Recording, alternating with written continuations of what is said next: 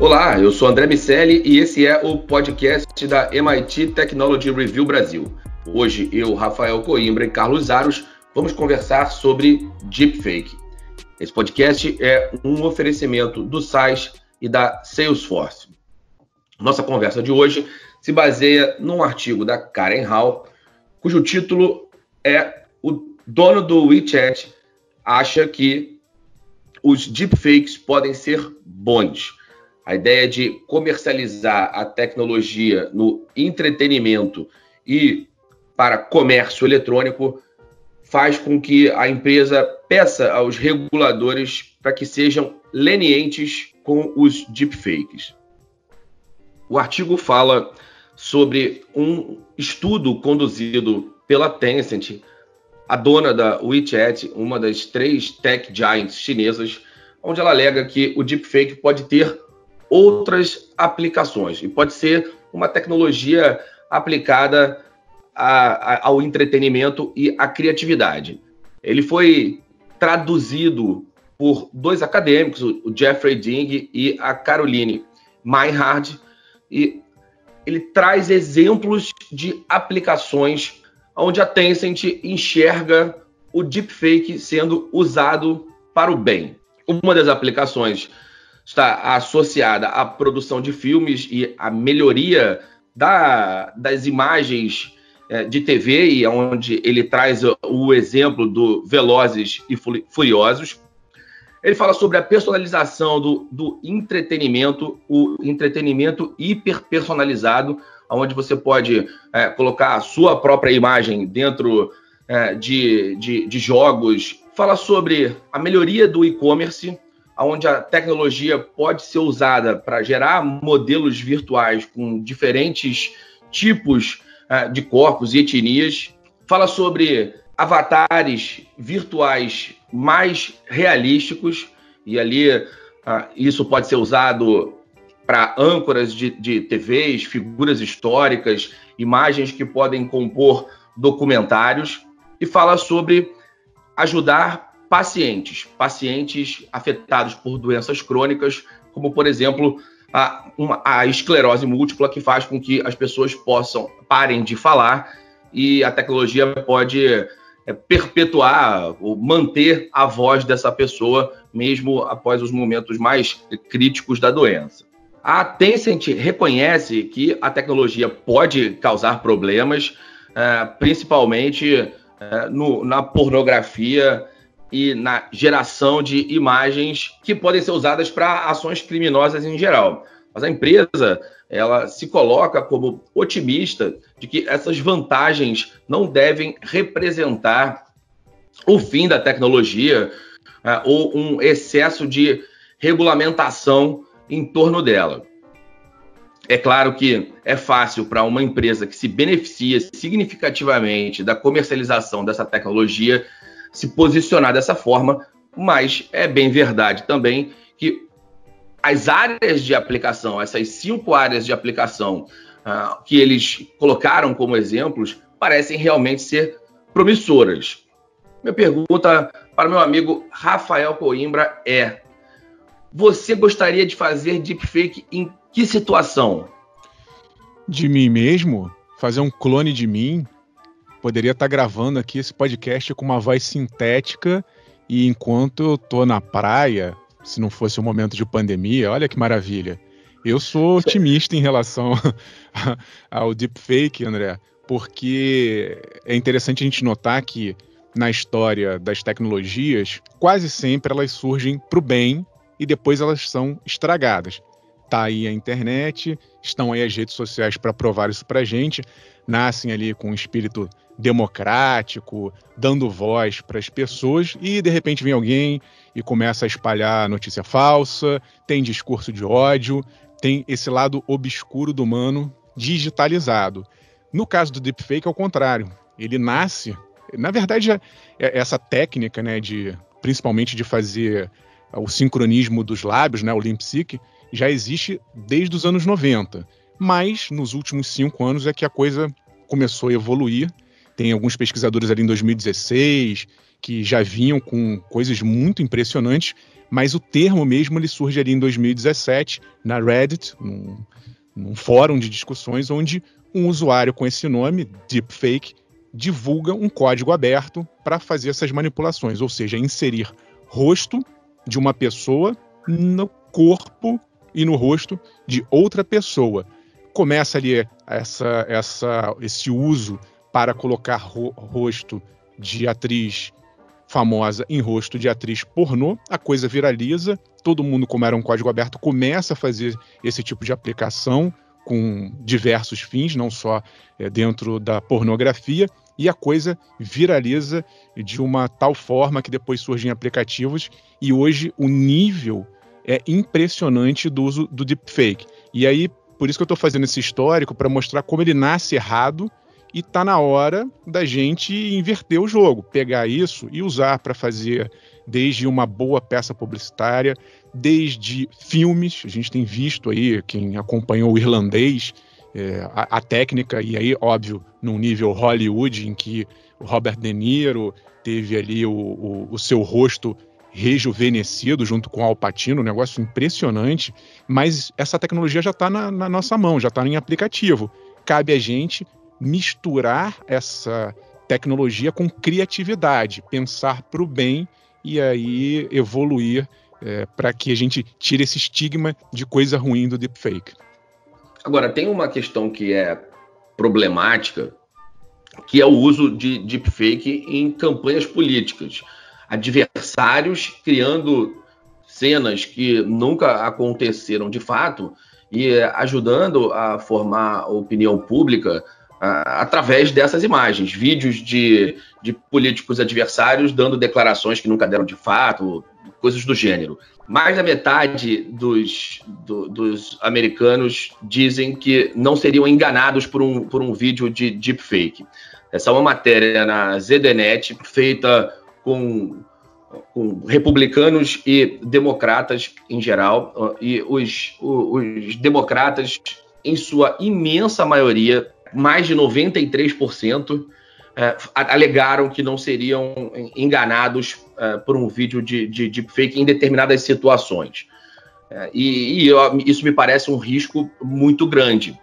Carlos Aros, quantas pessoas no Brasil, qual o percentual de pessoas brasileiras que você acha que seriam enganadas por um vídeo de deepfake numa campanha política? Provavelmente um número tão grande quanto aquele dos que dizem que não cairiam em um teste de phishing e acabam caindo. É impossível você garantir que não vai cair numa pegadinha dessas, porque o grau de perfeição das aplicações é muito alto e vem melhorando com o passar do tempo, vem se tornando cada vez mais detalhista, vem ganhando cada vez mais aspectos e contornos reais, a ponto de, por exemplo, o mais desavisado não perceber que a Carrie Fisher não estava de corpo presente no último filme de Star Wars. Não é? Era uma aplicação de reconstrução da imagem dela por meio dessa técnica. Então, as pessoas que acham que não vão ser enganadas são as mesmas que compartilham notícias falsas, com a premissa de que se trata de algo que efetivamente aconteceu, são as mesmas que caem nesses testes de segurança feitos por empresas quando garantem que jamais cairiam, que jamais abririam brechas de segurança dentro das empresas e que também não cairiam no dia a dia, porque a tecnologia vem avançando cada vez mais. E para mim o grande ponto dessa discussão sobre deepfake é, na verdade, o mesmo ponto que precisa ser observado quando a gente está falando sobre inteligência artificial num espectro muito maior. Não se trata da tecnologia em si. As aplicações listadas pela Tencent são razoavelmente aceitáveis. Elas trazem benefícios para os segmentos ali, saúde, entretenimento, tem e-commerce, enfim, tudo que você pode imaginar ganharia e ganha com a adoção não só de deepfake, mas de inúmeras outras tecnologias. a questão é, quais são os limites éticos para a aplicação de um recurso como esse? Qual é o indicador que vai garantir que um produto do deepfake seja identificado como tal, para que você não compre gato por lebre? Ou seja, cada vez mais a gente precisa entender de que maneiras esses produtos chegam ao mercado e que etiqueta eles têm que levar para que as pessoas fiquem cientes de que se trata de algo e não de qualquer outra coisa que se imagine. Eu acho que a gente está em um momento super importante e esse white paper da Tencent é interessante por isso, para revelar o seguinte: o problema não é a rede social, o problema é o uso que alguns fazem dela.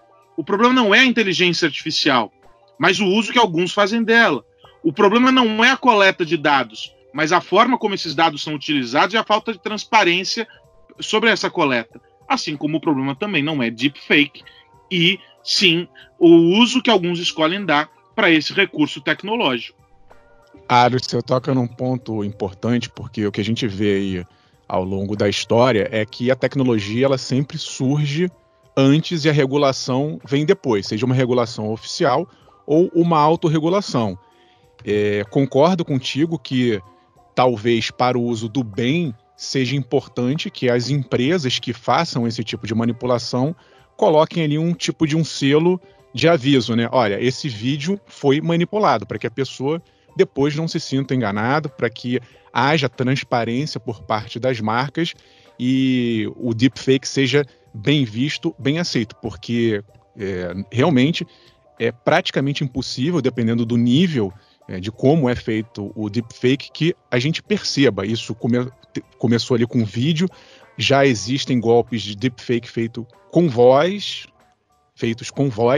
e a gente vai evoluir cada vez mais, porque essa tecnologia ela funciona como uma competição de inteligências artificiais. Você treina uma inteligência artificial para criar o rosto de alguém, por exemplo, a partir de um banco de imagens, e cria uma outra inteligência artificial para tentar adivinhar se aquela imagem é verdadeira ou não. Então, nesse jogo essa competição feita por duas redes neurais, você chega a um nível de perfeição, até que essa tecnologia entenda aquele rosto como verdadeiro, mesmo sabendo que não, mas ele chegou num grau tão perfeito de montagem que engana a inteligência artificial e, consequentemente, engana a gente. Eu estou explicando um pouco de como funciona a tecnologia de maneira bem simples, porque o que acontece é que quanto mais informação a gente tem, quanto mais vídeos disponíveis, mais fotos disponíveis, mais áudio disponíveis a gente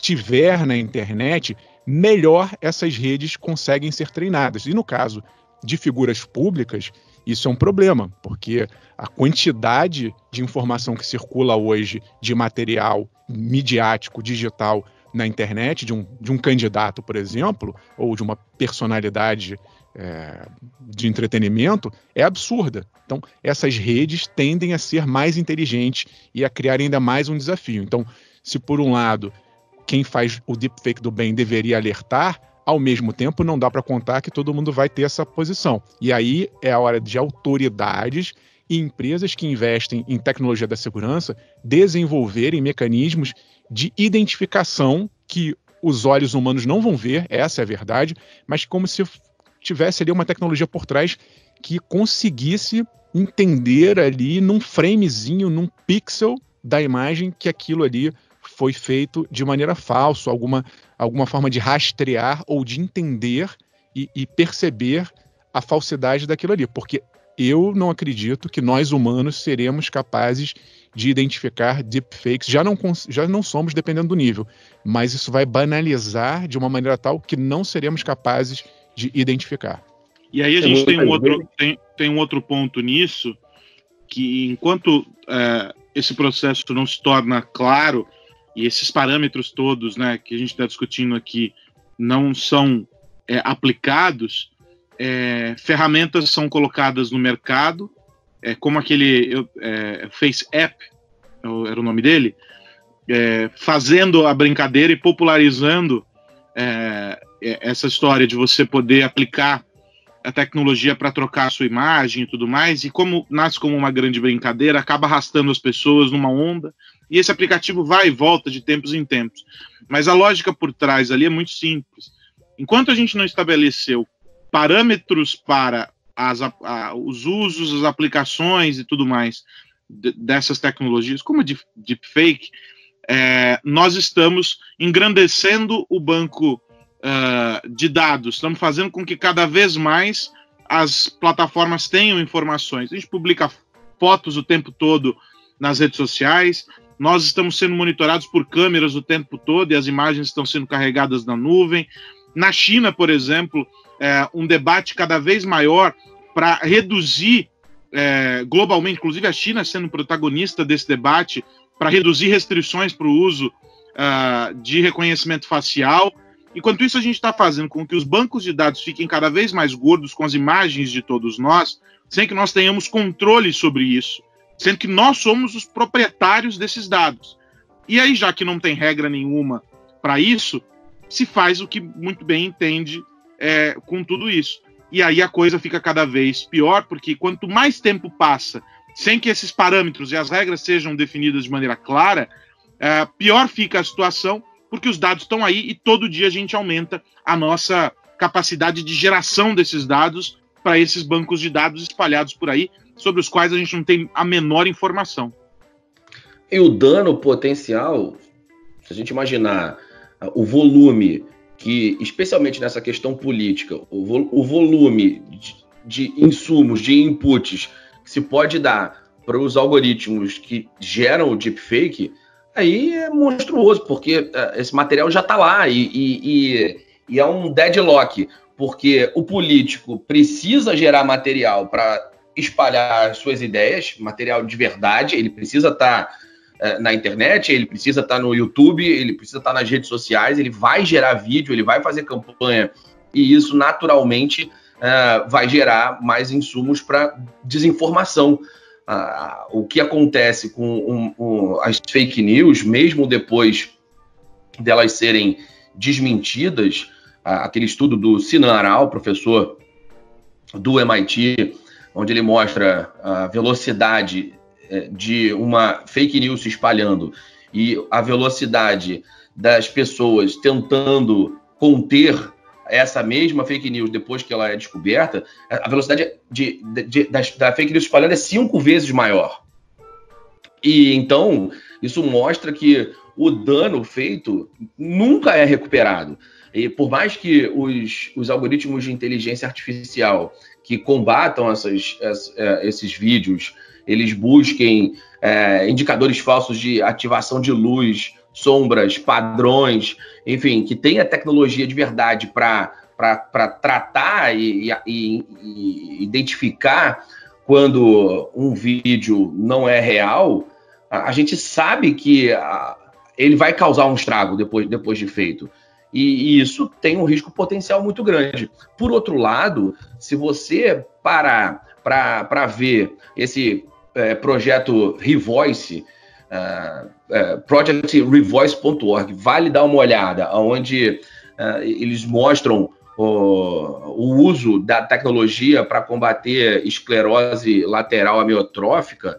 Cara, é muito legal. São pessoas que iam parar, ou na prática vão parar de falar com o próprio corpo, mas vão continuar a ter voz através da tecnologia, e isso é absolutamente libertador para a pessoa que vai ali perdendo praticamente todas as suas capacidades, e em um determinado momento perde, inclusive a de falar, por mais que ela tenha um emulador, a gente sabe que a voz é um ponto importante da construção de identidade, de personalidade, e a tecnologia, de alguma maneira, garante que isso vai continuar existindo. Faz muito sentido e é um bem muito significativo. Faz sentido, é uma espécie de um auto-deepfake, né? Existem empresas que fazem uma espécie de mapeamento das cordas vocais, do aparelho fonador da pessoa para preservar essa voz no futuro, que é mais ou menos o que você está falando, André. Tem banco de voz, eu já doei a minha voz para que ela seja gerada sinteticamente para quem não tem registro de voz. Então, a pessoa que nasceu sem a condição de falar, ela pode, a exemplo do Stephen Hawking, que teve aquela voz sintética famosa, ele escreve, tem uma voz que foi feita para ele, existe já empresa que faz uma voz sintética ou a partir do zero, combinando referências das vozes de outras pessoas, como a minha, eu doei, né, não estou ganhando nada com isso, estou emprestando a minha voz para combinar com a voz de outras pessoas e alguém poder ter essa condição de falar, ainda que sinteticamente, e tem essas, como você falou, da pessoa começar a se mapear. Isso pode ser feito em voz, pode ser feito daqui a pouco em vídeo, para que ela se perpetue, né? Ela permaneça ali viva, ativa em termos de comunicação. Se a gente expandir esses benefícios, podemos pensar aí na evolução dos robôs, dos chatbots. Hoje a gente tem limitações de comunicação nessas máquinas, seja elas falando por texto ou com avatares meio toscos, ou os robôs que ainda não têm uma forma humana tão atraente, mas pensando em idosos que vão precisar de cuidadores, pessoas que estão sozinhas e precisam de companhia. Se a gente aplicar esse tipo de tecnologia para esses robôs, sejam virtuais ou ali reais, mas que não têm forma humana, isso vai ser um salto interessantíssimo. Óbvio, avisando para a pessoa que se trata de uma máquina, que se trata de uma tecnologia, mas se elas puderem ter um nível de interação melhor, seja para a saúde ou pensando também mais amplamente no caso de comércio.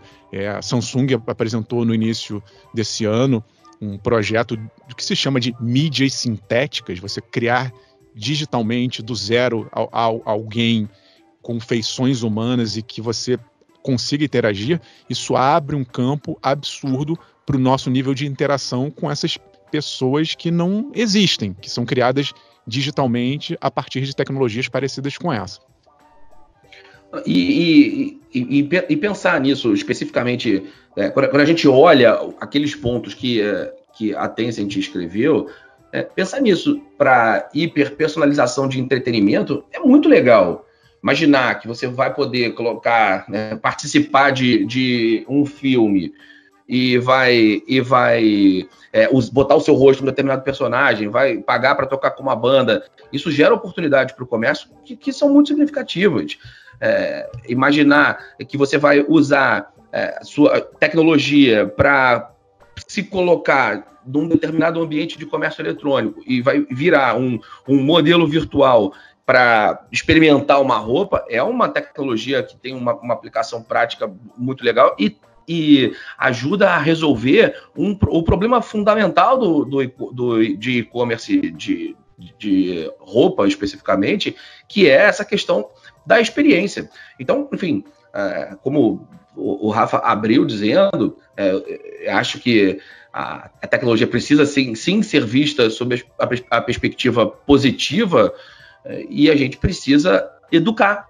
Só para dar um outro exemplo, André, de aplicação de deepfake com realidade aumentada, realidade virtual, a gente tem visto aí uma febre de home office e aplicações, muitas pessoas usando equipamentos, tecnologias como o Zoom. Só que o Zoom tem as suas limitações porque está ali em 2D, não tem um realismo tão grande quanto se você estivesse presencialmente numa sala com alguém. Então tem uma empresa chamada Spatial.io que faz o seu avatar, e aí quando você coloca os óculos de realidade virtual, você interage como se fosse ali um avatar holográfico das pessoas conversando com você. Então imagina daqui a um tempo a nossa reunião, o nosso podcast, em vez de a gente estar um olhando para o outro na câmera, nós estaríamos sentados numa sala virtual e os nossos avatares perfeitos ali, com aquela sensação de 3 dimensões, gerada a partir de tecnologias de mídias sintéticas. É o teu rosto, você está emprestando, mas aquilo ali está sendo reproduzido no outro ambiente. Imagina a evolução que a gente vai ter nesses encontros virtuais, sejam pessoais ou profissionais. É tipo um The Sims real. Isso.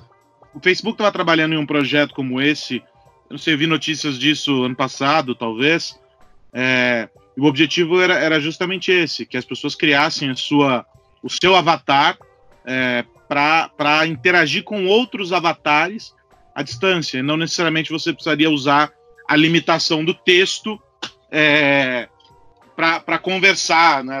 Você se transportaria para um ambiente virtual para conversar com essas pessoas por meio do avatar.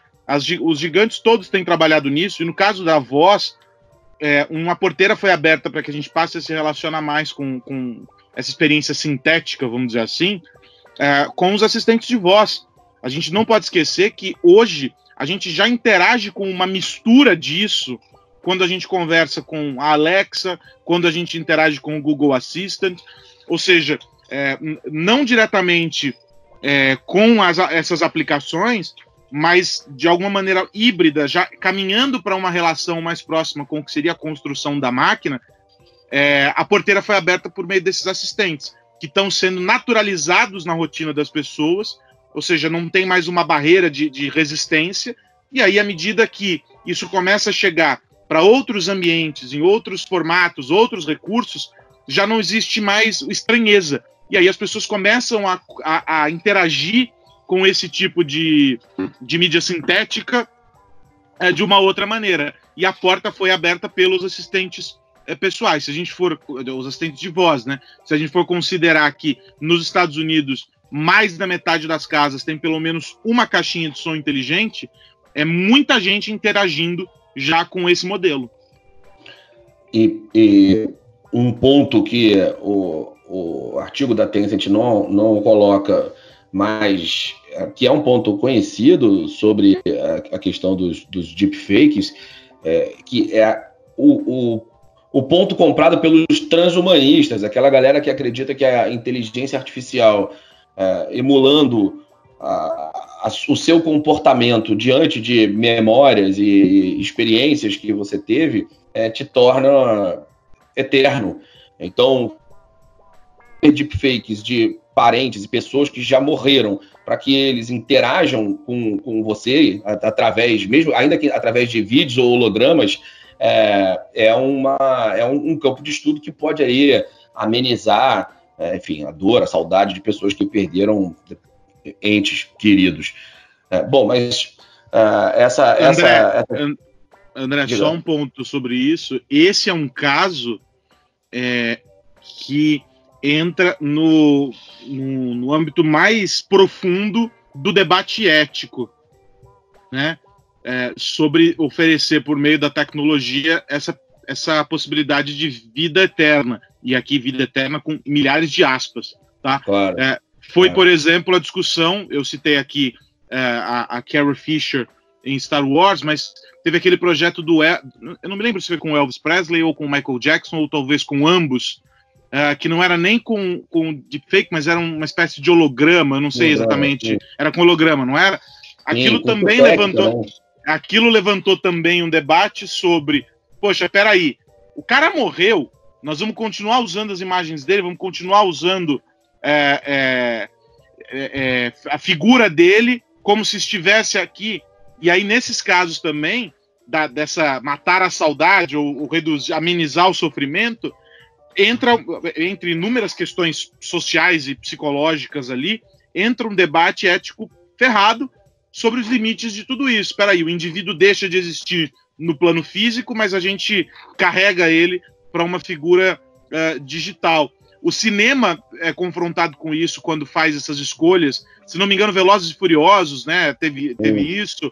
O Star Wars também, agora mais recentemente. Ou seja, é bastante conflitante esse processo. E tudo passa por esses aspectos que a gente discutiu aqui. Você levantou a educação, e eu, enfim, vocês sabem, sou um grande defensor disso. É o único caminho possível. E também essa questão de um debate ético sobre o uso da inteligência artificial.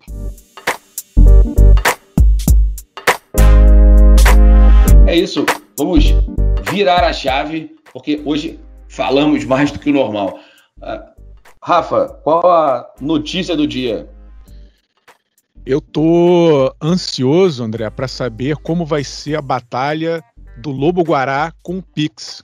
Vou explicar, né? Uma boa briga essa daí. O lobo-guará vai estar na nota de R$ 200, anunciada pelo Banco Central, nota de papel, e o mesmo Banco Central já tinha anunciado, e em breve estará circulando entre nós, o Pix, que é o meio de pagamento digital que chegará ao Brasil integrando as instituições bancárias por meio de um código QR. Nossa vida será facilitada, transações serão feitas de maneira imediata, pagamentos, já exemplo do que acontece hoje em países asiáticos que já avançaram muito nesse campo. Então, você tem, de um lado, um Brasil que está na ponta, está surfando na tecnologia dos meios de pagamentos digitais. Parabéns, a gente evoluiu muito e vai caminhar ainda para uma evolução maior a partir desse Pix, desse sistema, e eu não consigo entender o mesmo Banco Central criar uma nota de papel de R$ 200 que eu gostaria muito de ver chegando para mim, mas eu acho que é complicado, né? Nota de 100 já é difícil ver, imagina 200. Na minha opinião, isso só vai facilitar a corrupção, né? Dinheiro de papel não tem dono, é difícil você identificar depois que caiu ali na mão de uma pessoa ilegalmente. A coisa complica e não vejo sentido, por mais que as autoridades monetárias tenham explicado que aumentou a procura por papel moeda, a gente já deveria estar caminhando para uma digitalização do sistema financeiro. Minha sugestão é que se coloque ali um código QR na nota de R$ 200 para que a pessoa, ao apontar a câmera para esse código, seja levada para um vídeo, um site que explique as vantagens de um meio de pagamento digital sobre um meio de pagamento antiquíssimo em papel. Vale lembrar que, mais uma vez, os Simpsons previram o futuro. Existe um episódio onde o Homer é subornado com notas, claro, a brincadeira, de R$ 200. E ela é até parecidinha com o nosso futuro lobo-guará. Carlos Aros, sua notícia, meu amigo. O meu destaque vai para Huawei, que agora é a líder do mercado mundial de smartphones, superando Samsung e superando a Apple. Era uma briga que sempre se concentrou nessas duas empresas e agora a chinesa ultrapassa os dados de uma consultoria que monitora o mercado, indicam aí quase 56 milhões de dispositivos vendidos no segundo trimestre de 2020. E o grande ponto de tudo isso é que corrobora com análises que a gente vem fazendo já há algum tempo, de que o grande feito da Huawei foi, no momento em que passou a enfrentar restrições do mercado global por causa das pressões que os Estados Unidos têm feito sobre os aliados, ela se voltou para o mercado interno. Ela perdeu o mercado para o exterior, ou seja, ela deixou de vender para outros países numa taxa de 27% de queda. Só que ela cresceu no mercado interno. Ela hoje vende 70% dos seus smartphones para a China. E isso é muita coisa. A China é um grande mercado e por isso a Huawei consegue manter esses indicadores. Mas isso reforça cada vez mais algo que a gente tem dito, de que estamos criando uma muralha entre as empresas chinesas e a forma como elas vão ocupando os espaços e o resto do mundo. Isso talvez faça sentido hoje, diante dessa guerra comercial, mas no longo prazo isso pode trazer efeitos bem nocivos para o ambiente tecnológico, para a inovação e, sobretudo, para o mercado, para a economia como um todo, porque a gente vai ter aparelhos que não conversam com aparelhos, tecnologias que não falam com tecnologias, uma China forte conversando apenas com aliados e com o seu mercado interno, e os outros países fechados também nessa outra bolha. É interessante perceber esses indicadores. Saíram os resultados aí do trimestre de várias empresas de tecnologia e alguns deles já eram esperados. A Amazon acabou superando as estimativas, o Google teve perda de receita por causa dos cortes a Alphabet, né, teve perda de receita por causa dos cortes de anúncios no Google, ou seja, teve aí uma movimentaçãozinha, mas aquela mais importante é a da Huawei, mostrando o seguinte: eu não preciso do mundo, eu tenho os chineses. Uma nova muralha da China. E nessa nova muralha tem um tijolo importante que é o Harmony, o sistema operacional que eles estão embarcando nos celulares e certamente vai estar embarcado também nos equipamentos de conexão, antenas e em todo o ecossistema ligado à internet, via internet das coisas, para geração de dados, que a gente vai agora simplesmente deixar de entender no kernel, para usar uma linguagem de sistema operacional, do que acontece. Quando existia o uso de Android, o controle, ainda que o Android possa ser editado, o controle era americano, ocidental, vamos dizer assim, em tese, claro, mas aberto. Mas, no mínimo, era algo onde teríamos acesso.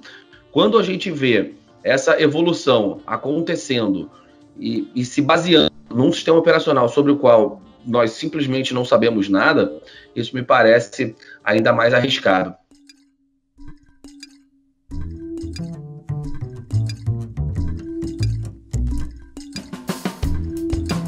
Rafa, considerações finais, amigo? Nos acompanhe aí, seja no seu smartphone asiático ou norte-americano, seja fabricado no Brasil. O importante é você estar conectado com a gente. Tenho pedido aí a participação dos nossos ouvintes / leitores para que sugiram pautas para a gente, que a gente construa coletivamente os conteúdos da MIT Technology Review. Então, por favor, visitem o nosso site e participem com a gente dos próximos programas. www.mittechreview.com.br. Carlos Aros, até semana que vem. Até a semana que vem, meu amigo. E para aqueles que quiserem fazer contato com a gente, tem sempre os comentários, as sugestões sobre o que a gente está publicando, sobre as análises e os nossos comentários aqui no podcast. Tem um e-mail agora, André Miceli, redacal, não é? Redação, só que sem a cedilha e o tio, @mittechreview.com.br. Ou, para quem quiser se conectar diretamente e fazer os comentários pelas redes sociais, também é muito fácil, é só procurar por MIT Tech Review, @MIT Tech Review BR, e vai nos encontrar. É isso, meus amigos. Mais uma amostra de que tecnologia e educação precisam andar lado a lado. Semana que vem a gente volta aqui no podcast da MIT Technology Review Brasil. Lembrando que esse podcast é um oferecimento do SAIS e da Salesforce. Semana que vem tem mais. Tchau!